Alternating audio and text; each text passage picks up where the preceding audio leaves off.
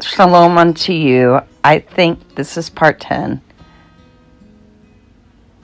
If you're not following along with Candace Owens, you may not know this. I'm having to do a voiceover because of the music playing in the background, by the way. I've always been a Candace Owens. Hold on.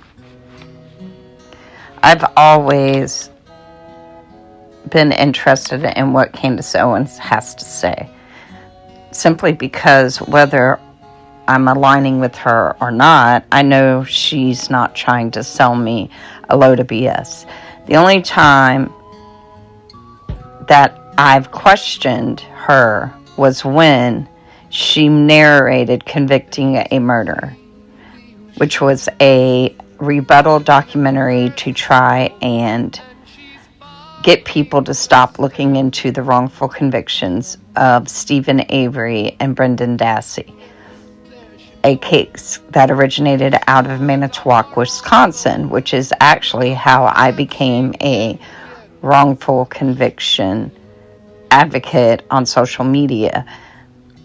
That documentary was the catalyst that God used to really get me to start figuring out what was wrong and more than just my small circle, right? So Candace was employed by the Daily Wire when that documentary was sold by... So Candace Owens was employed by the Daily Wire when a documentary, Convicting a Murderer, a rebuttal. I mean, they even marketed it as that, right?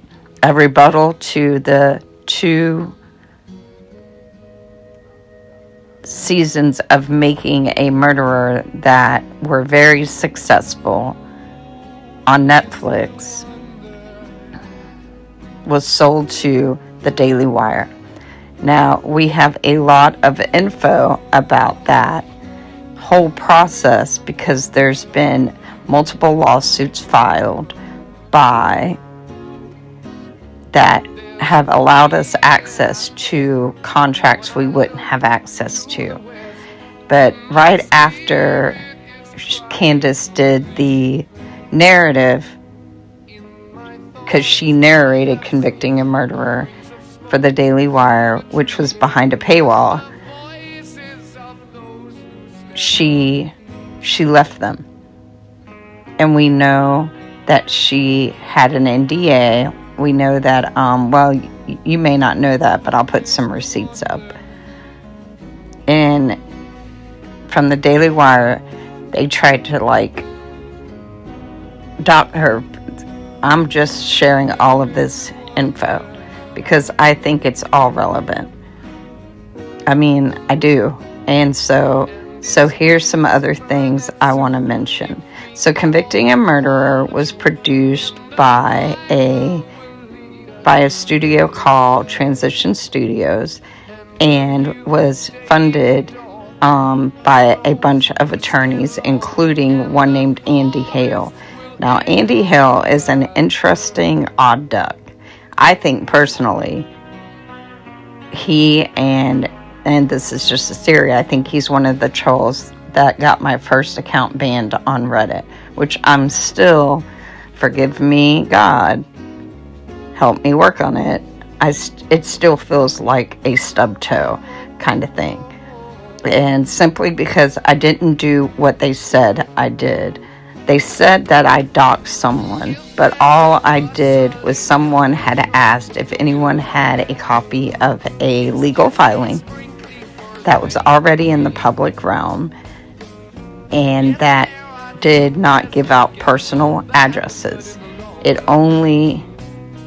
was, I can't remember exactly what it was, but it was like a letter from a state's attorney to Kathleen Zellner, Steven Avery's attorney. But I got banned for doxing. But that's like, if anybody wants to know more about that, I can go deeper into it.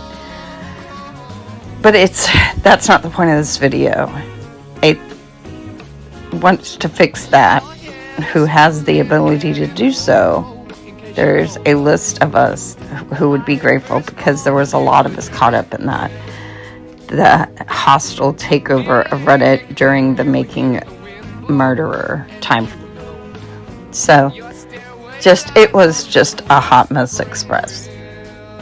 So, Andy Hale has spent his entire legal professional career, up until recently, defending cops who've done bad things in Chicago.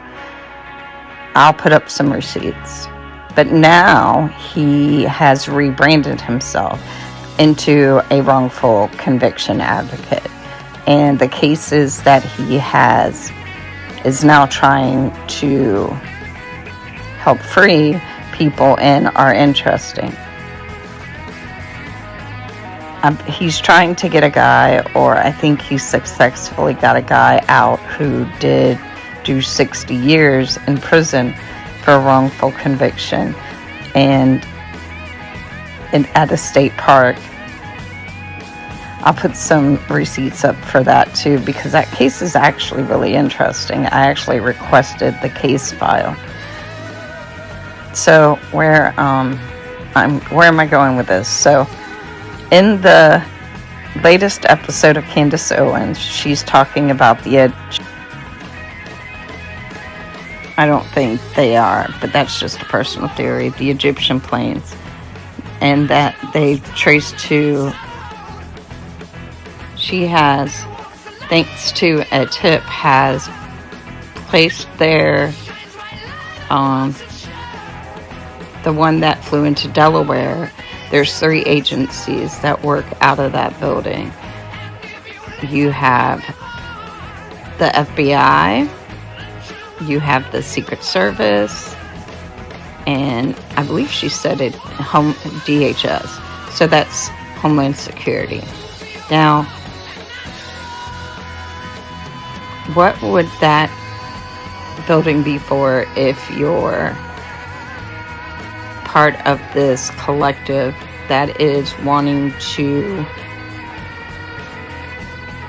like, subterfuge or conspiracy, kind of, have like a base of operations away from that main unit, where you and those who are aligned with you to do harm to those who you have tasked, right or wrong, as the enemy, right?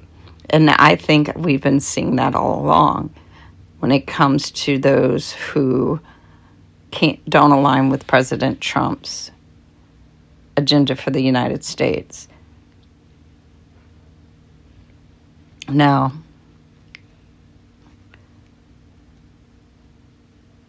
trying to stay abreast of what's been going on in the Middle East, because I think there's so many levels. There's so many levels to this hot mess. Like, I don't even know how to explain it. And I think that he's trying to undo a lot of injustice. I think a key point to that is going to be the time frame of Abraham Lincoln, the emancipation, then his assassination. I think that's instrumental into understanding everything that has happened since. But I would not be surprised if there's not other things that are occurred prior to Abraham Lincoln, because there's been an attempt all along for us not to, as citizens, do well and to still stay enslaved, because there are people who view us as property. That's what. So part 10 coming up. I'll put up some receipts. Keep just being a light, walking in truth, and staying aligned with God. Shalom unto you.